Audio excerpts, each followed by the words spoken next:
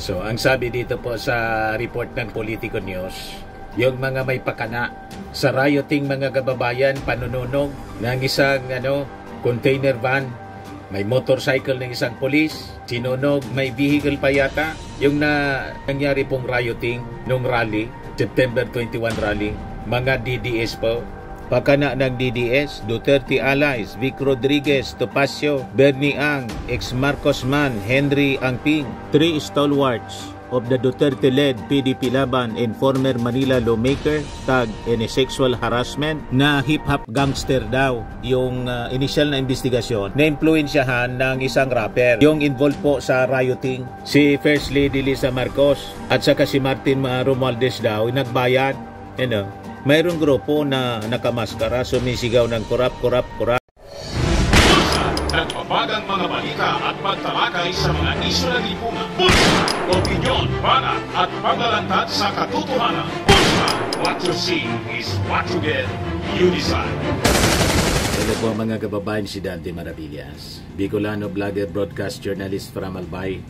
So, ang sabi dito po sa report ng Politico News, yung mga may pakana sa rioting mga kababayan, panununog ng isang container van, may motorcycle ng isang polis, sinunog, may vehicle pa yata. Yung nangyari pong rioting nung rally, September 21 rally, mga DDS po, mga known personalities na DDS.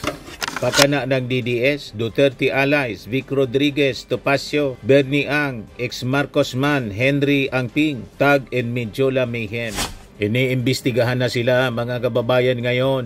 Sabi rito, 3 stalwarts of the Duterte-led PDP Laban and former Manila lawmaker tagged in a sexual harassment scandal reportedly masterminded, sila yung utak daw, ng anti-corruption rallies in Manila on Sunday, September 21. Sabi po sa report na nakuha ng Politico News. So, itong mga personalities na to, sabi ng mga authorities, iniimbestigahan ang kanilang possible involvement. Itong si Attorney Ferdinand Topacio, former Executive Secretary Vic Rodriguez, former Manila City Administrator Bernie Ang, and ex-Manila Congressman Harry Angping, na ang sabi sila yung nanggatong ng riot sa Mindiola, which left 129 police officers and 76 civilians injured. Gustong lusobin po, sabi ni DILG Secretary, ang plano lusobin yung Palasyo Malacanang para sunugin. So, patong-patong na kaso, mga kababayan, yung kanilang kakarapin pag natapos, nabuo na po yung investigasyon na talagang magsisiruin po sa kanila. Pero may mas mataas pa sigurado na nasa likod nito mga kababayan. Si Topacio na currently serves as PDP Laban spokesperson sa impeachment trial ni Vice President Sara Duterte. Si Rodriguez unsuccessfully ran for senator under Duterte-led slate, while si Ang heads the party's National Capital Region chapter. Angping has also courted controversy in the past. He was reportedly arrested by Thai police in November 2022 for allegedly harassing a hotel staff member at the Marriott Marquis Queen's Hotel sa Bangkok. A scandal that was said to have prompted the resignation of his wife na si Sinaida bilang Chief of Staff ng Presidential Management Staff. Naalala ninyo mga kababayan? Ayan, si Angping. Ito po. So tatandaan ninyo ang mga pagmumukhang to. Kasi sila gusto nilang patalsikin yung ating Pangulo para upo si Sara sa illegal, mga kababayan, na pamamaraan sa pagatong ng pag-aalsa. So pwedeng inciting to rebellion or sedition ang pwedeng kaso mga kababayan na i-file laban po sa kanila. Sabi dito, one group caught up in the unrest was the Kalayaan Contra Corruption KKK movement. Its spokesperson, si Aldrin Cabajes, claimed in a Facebook post that the protest had been hijacked by Duterte diehard supporters or DDS. When we went to Mindiola, the riot started. The people who provoked it were not from our groups. Kids and teens suddenly appeared riding an L300 van. Allegedly, they were paid by some people, allegedly mga DDS, sabi po ni Cabajes. He added, the chants of Duterte dominated the rally, forcing the original organizers to withdraw. In a later post, however, Cabajes shifted his criticism to President Ferdinand Marcos Jr., blaming police for escalating the violence and calling for the administration's ouster. Ang killings sa Manila ay still counting pa din. Patalsikin natin ang rehimeng Marcos, sabi po niya. Rodriguez for his part issued a cryptic Facebook statement distancing his group, hakbang ng maisog, from the unrest while denying involvement. He stressed that there had never been any agreement or discussion to turn the rallies violent. Nagugas kamay mga kababayan bigla si Vic Rodriguez. Yan ang kanyang post. Panawagan kung sino man ang mga nagpasimono ng mga pagkilos malapit sa Ayala Bridge. Pinapaalam ng hakbang ng maisog na hindi ito ang ating napagkasundoan at lalong hindi pinaintulutan ng kahit sino sa hinain nito. Walang kinalaman ng hakbang ng maisog dito at kung sino man ang may kagagawan sila mismo ang responsable sa nasabing mga gawain. Hakbang ng maisog. Biglang nagugas kamay, mga kababayan. Ina-screenshot mga kababayan yung mga post ng kanilang mga kasama. Si Atty. Greco Belica. Maraming babaliktad bukas. Panoorin ninyo. Yan ang post ni Glenn Chong. Lusob na. Maisog rallies marching towards Mindula from Liwasang Bonifacio. Nasa likod nila kami. Yan, mag-uugas kamay kayo. Yan yung post niya. In Mindula, Marcos resign. Ayan siya, nakaposisyon. Kita ninyo? Mga sinungaling. Ito naman yung post ni Mr. Sasot. Fake news siya. Mindula Massacre Part 2. Yan ang ginagatungan niya yung mga tao na may massacre na nangyayari para magalit po. When you read history of various nations, one thing is in common. They did not sing, dance, nor Instagram. Their way to system change. Real anger is not Instagrammable. Tapos post siya ng fake news na may massacre na niyang nangyayari sa Mindula, Part 2. Pilit nilang ginagatungan yung damdamin ng mga tao. Akala nila maniniwala sa kanilang mga panggagatong. Hindi man po naniwala sa kanila. O ngayon, iyakan sila at hugas kamay. Presidente pa rin yung ating Pangulo. Kasi gusto nila iupo si Sara. Si Sara para hindi makalata yung mga tao sa intensyon, lumipad pa Japan. Pero, mga kababayan, nagpakatay na siya ng 100 cows. Nagpagawa pa ng cake na crocodile. Tapos naglitso ng isa pang buhaya. Alam na po, magpipiesta sila. Kung nagtagumpay sila, mga kababayan, may kainan na. Nandun na lahat.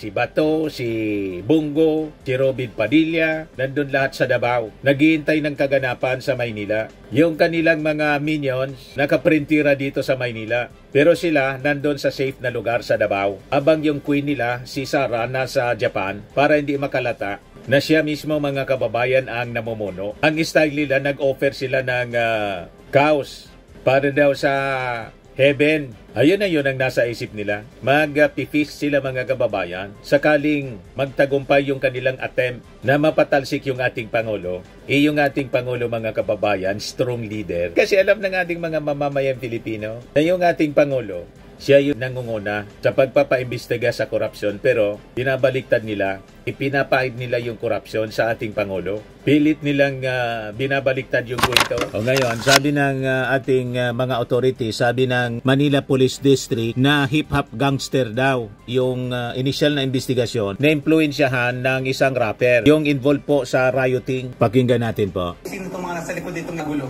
Ongoing pa yung ating pag-iimbestiga. Initially, nalaman natin ito yung mga hip-hop gangster, yun ang nakukuha natin dito. At na-influensyahan sila ng isang rapper na hindi na muna natin babanggitin. Pero nakita naman natin sa social media kung sino ito. Ito siguro minimin, mga kababayan, ayaw pangalanan pero may pangalan na, Bustoyo. Ayan, mga nakamaskara. Yung naka-influensya. Ito mga nakamaskara, ito yung nag-riot, nanonog, at pinasok yung Sogo Hotel, ninakawan po nila. O ngayon, tinuturo ni Chavit Singson, si First Lady Lisa Marcos at saka si Martin Romualdez daw, nagbayad. Mayroong grupo na nakamaskara, sumisigaw ng korap. Tinanong ko sila, sino kayo? Sino nagbayad sa inyo? Si Martin Romualdez and First Lady Lisa, sabi nila. Maniwala man. Si First Lady Lisa Marcos tapos si Martin Romualdez magbabayad para sunugin yung Palasyo Malacanang. Ano yon? Nandun yung kanyang asawa, ang ating Pangulo, nasa Palasyo Malacanang, at siya yung Pangulo, ipapasunog niya yung Palasyo Malacanang. Ang mastermind, si Lisa at saka si Martin. Paano nangyari yun? Maniwala pa kami yung anti-Marcos na nagpa-press con. Di ba? Malabo. Mga kababayan, na si Lisa Marcos. Kaya sabi ng mga netizen, sabi ni Zeus, Siden, sniper, ik-ik mo kung may mapaniwala ka, Chavit, Iscariotes. Sabi ni Imelda Maga, kalokohan nyo. Sabi ni Lynn Binalya, ang asong ulol, may maniwala pa ba sa'yo? Sabi ni Cristina Jalos, di yan magagawa ni Atty. Lisa, ikaw, dahil ang naninira kay PBBM. You see? Sabi ni Hector Arcicio, poor Chavit, making a story. Sabi ni Winnie, nag-teleport si Chavit. He's at two places at the same time, or he has instructed Di Pangulo beforehand to say that if quote. Sabi ni Alwin Latap, si Manong Chavit yan, honest yan. Sabi ni Sheila, tell it to the Marines. Sabi ni Giter, baka naman binayaran mo sila para sabihin na si Romualdez at First Lady Lisa ang nasa likod ng rally. Pinaiikot-ikot at pinagpagulo ninyo mga utak ng kapwa Pilipino. Hirap naman din ng ibang Pilipino kung ano ang sasabihin ng chismis ng ibang tao ay pinapaniwalaan kaagad. Sabi pa ni Duterte dati, itong mga Pilipino kung ano ang sasabihin ko, naniniwala naman kayo. Sabi ni Cal Olyanin, alang makulimbat kay President, kaya ganyan yan. It means to say that our President is anti-illegal gambling in anti-drug syndicate. Sabi ni Susan Alcantara, si Chavit nagbayad. Sabi ni Marikita, what? Wala ka ng credibility, Sabit Singzone. Sabi ni Lilia, pagulo sa bansa si Chavit. Ang tanda na di na lang manahimik at pasarap sa buhay. Nagpapagulo pa sa halip na tumulong. Walang maniwala kay Chavit Singzone? Wala man po sa logic. Sino ba naman maniwala na ang nagbayad daw si Lisa? Si Lisa, tapos si Martin na Romualdez, guguluhin yung ating bansa para yung Pangulo ng Pilipinas na kanyang asawa matanggal. Ano yun? Yan ang gustong palabasin ni Chavit Singzone. Firmax Firming and Lifting Cream, pinapahid po sa mga pulses in affected area. Mainam po sa paninigas ng mga kaso-kasuan. Ito naman po, Automax Radiant Serum. Sa mukha naman yung application, anti-aging po siya. You will look 10 years younger than your age. Sa mga cancer patients naman po, baka lang gusto ninyo itong itry. Neng siya red mixed fruit drink. Hindi mo po siya gamot, food supplement siya. Kaya lang, gawa siya mga kababayan sa goji berry. Yung goji berry, may anti-cancer properties. O ngayon, yung mga inquiries ninyo, dumiritso na lang kayo sa aming messenger sa Facebook para masagot namin agad. Ayos pa? Ayos na ayos niya, Mr. Maravilla. Sa mga naghanap po ng malinis and spacious fitness gym, pumunta lang po kayo sa aming Colossal Fitness Gym. May Grab car rental din po kami. But anyway, ito po pala yung aming bagong product na binibenta online. I am worldwide amazing pure organic barley powdered drink mix from Australia. Negosyo to ng aking anak na architect entrepreneur Riz Maravillas. Ayan po. Kontakin na lang po ninyo siya, Riz Maravillas on Facebook. Ang mga health benefits niya, boost immunity, improves digestion, enhance energy levels, packed with antioxidants, prevent cancer. Ito naman po yung bago naming product na binibenta online. Eye Glow Serum, whitening po siya. Tingnan ninyo yung epekto sa aking anak na architect before and now. Yung mga inquiries po ninyo, dumiretso na lang kayo sa kanyang Facebook account, Riz Maravillas.